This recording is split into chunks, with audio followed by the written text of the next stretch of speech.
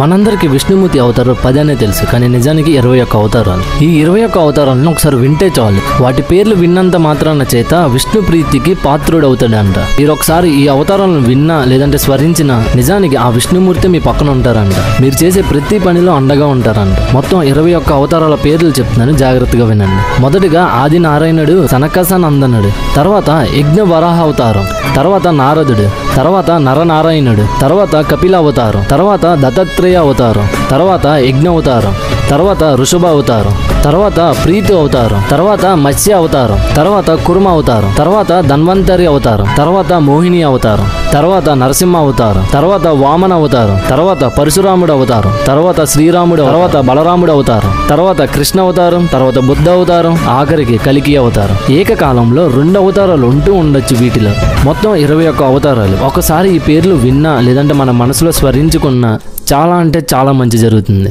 ఈ వీడియోని ఇప్పుడే సేవ్ చేసుకోండి, అలాగే మీ ఫ్యామిలీ అండ్ ఫ్రెండ్స్ కూడా షేర్ చేయండి. ఇలాంటి మరెన్నో వీడియోస్ కోసం అకౌంట్ని ఫాలో చేసుకోండి.